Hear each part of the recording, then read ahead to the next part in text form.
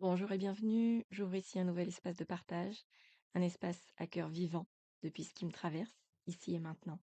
Je suis Peggy Hermite, psycho-énergéticienne. J'accompagne les femmes qui se sentent perdues, épuisées de courir en tous sens, celles qui en ont assez de s'oublier, d'être la dernière roue du carrosse. J'offre des espaces sécures d'alchimie intérieure, de reconnexion à soi et d'empuissancement, en honorant le sacré qui vit en chacune. Dans ces chroniques, je partagerai avec toi des réflexions, des traversées, des prises de conscience, juste pour honorer, laisser la vie circuler et lui laisser une chance de trouver un écho. Et aujourd'hui, j'ai envie de partager avec toi, à cœur vivant.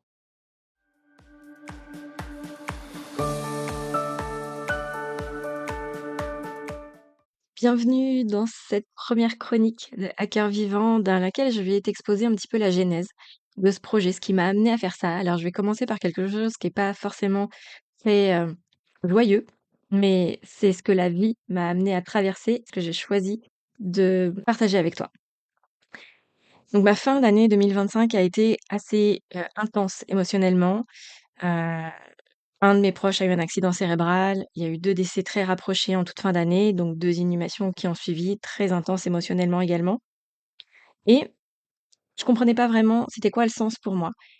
Chaque fois que j'ai vécu des drames, des décès, à chaque fois, ça a été vraiment une piqûre de rappel essentielle pour me dire: «La vie est là, la vie n'attend pas».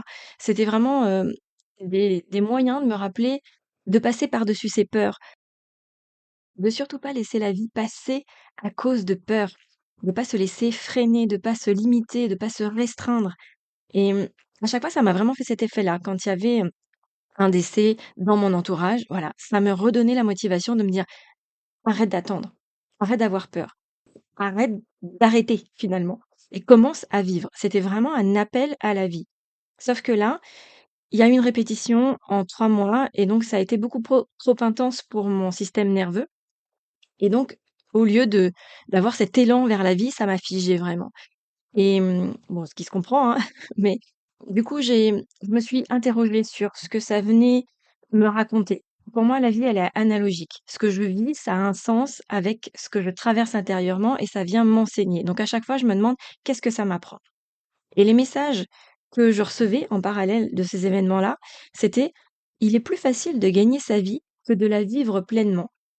Et donc là, je sentais que ça venait me chercher quand même sur cette notion de vie et de mort, de: «Est-ce que tu vis pleinement ta vie?» Je me dis: «Oui, j'ai quand même l'impression de la vivre, je fais ce que j'aime, j'accompagne des personnes, ça me fait vibrer, donc oui, j'ai l'impression». Mais voilà, ce que je disais, c'était: «J'ai l'impression». Je sentais qu'il y avait quelque chose qui clochait quand même, qui était pas tout à fait aligné.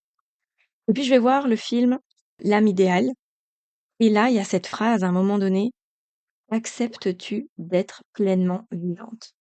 Et là, je suis touchée profondément parce que c'est pas du tout la même chose. C'est pas la même vibration de: est-ce que tu vis pleinement ta vie et est-ce que tu acceptes d'être pleinement vivante? Si tu vis pleinement ta vie, tu es dans l'ordre du faire. Est-ce que tu fais les bonnes actions pour être vivante? Est-ce que tu acceptes d'être pleinement vivante? Là, on est dans la notion de l'être et c'est pas le même état pour moi, c'est pas ça vient pas toucher le même endroit et d'ailleurs, j'étais vraiment touchée avec cette phrase de: «Acceptes-tu d'être pleinement vivante?» Je sentais que c'était pas du tout évident et d'ailleurs, j'en ai fait ma motivation, je sais pas, mon mot d'ancrage, en fait, mon mot phare pour 2026.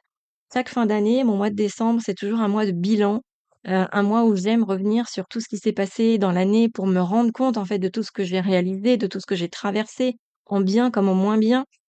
Rester sur du factuel aussi, parce qu'à chaque fois que je fais ce bilan, je me rends compte que ce qui me reste au niveau émotionnel, ben, souvent c'est, c'est justement, c'est les réactions en fait, à de me dire: «Bah, voilà, j'ai bien fait, j'ai pas bien fait, je suis fière, ça c'était génial, ça a moins bien marché» et je reste avec des impressions qui sont pas toujours justes, qui reflètent pas toujours la réalité et donc de revenir vraiment sur les faits exacts, ça me permet de réajuster et là, en fait, c'est je me demandais, ça allait être quoi un peu le l'énergie de 2026 et là, ça venait vraiment me chercher sur le: «Est-ce que tu es vraiment pleinement vivante?» Donc vivante, être vivante, j'en ai fait mon mot phare pour 2026 et malgré ça, ben, je sentais qu'il y avait autre chose, en fait, qui se tramait en fond, que la vie, elle essayait de me dire autre chose par des analogies.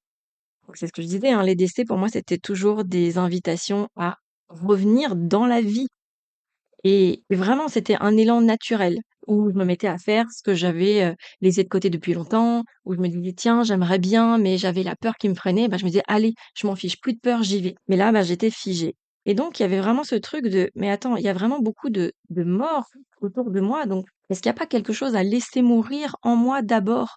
Je veux à tout prix revenir dans la vie, mais il y a peut-être un endroit, en fait, où c'est pas OK d'aller tout de suite dans la vie pleinement, intensément».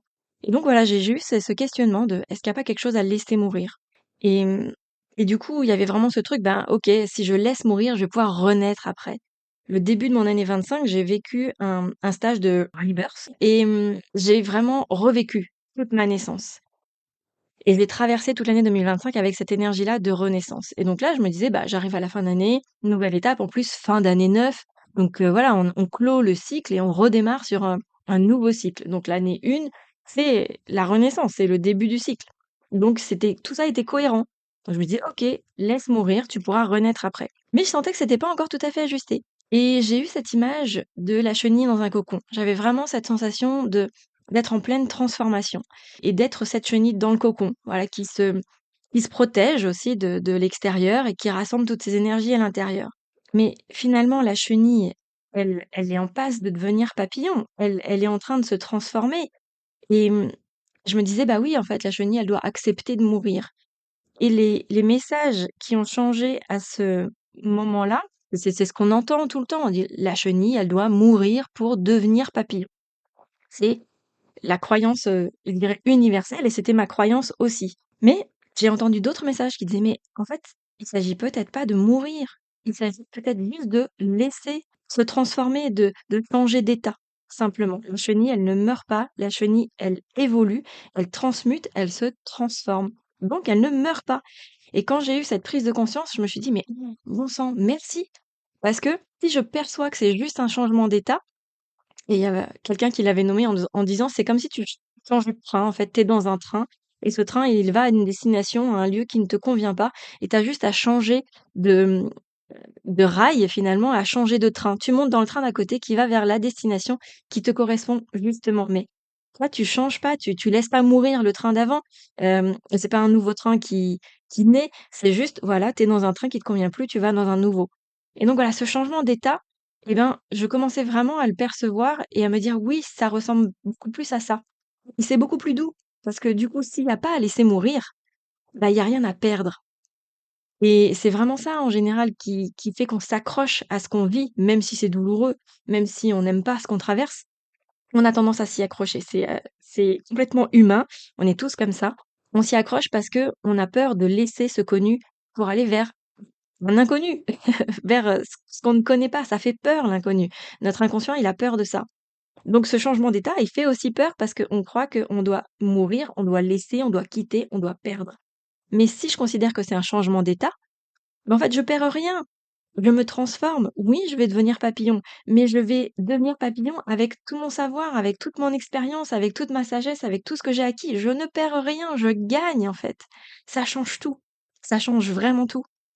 Donc là, je peux lâcher cette corde. Je sais pas si vous avez déjà vu cette image d'une main qui tient une corde serrée et en fait, la corde, elle blesse la main.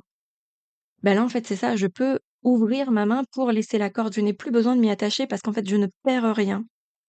Et c'est rigolo parce que quand j'ai eu cette prise de conscience-là, ben, les messages autour de moi, ils ont changé. Et ce que j'ai eu comme message, c'est: «Fais tes adieux à ce qui était, OK? Tu as été chenille et là, tu es en train de te transformer en papillon. Remercie la chenille d'avoir été chenille et dis-lui au revoir, mais elle reste toujours à l'intérieur de toi, elle fait partie de toi. Mais tourne-toi maintenant vers le présent».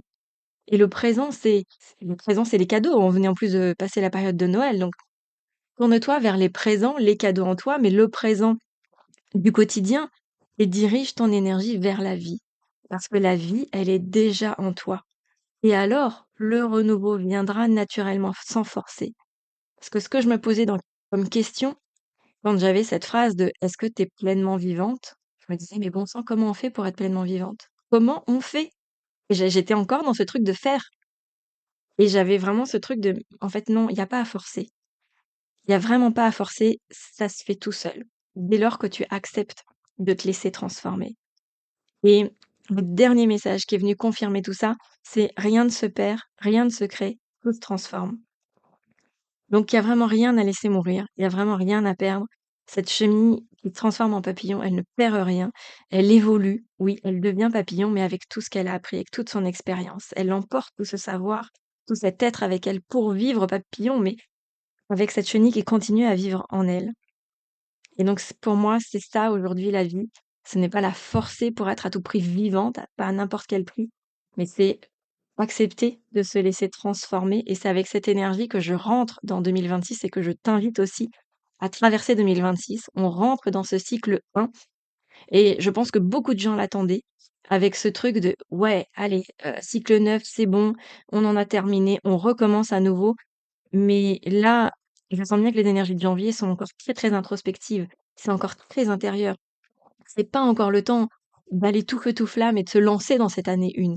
Là, c'est encore le moment où, je rassemble mes énergies à l'intérieur. On est encore dans notre cocon et pour moi, c'est accepter de se laisser transformer par ces 9 dernières années et qu'est-ce que j'ai envie de voir, en fait, pour ces 9 années à venir? C'est quoi que j'ai envie de planter? C'est quoi que j'ai envie de semer? Et ça nécessite vraiment de se poser, vraiment, d'accepter d'être dans ce cocon pour réfléchir à ça. Qu'est-ce que je veux voir? Pour pouvoir planter les graines, tout simplement. Mais il faut pouvoir y avoir réfléchi. Merci d'avoir écouté jusqu'ici. Si ce partage a trouvé un écho en toi, alors laisse-le s'infuser.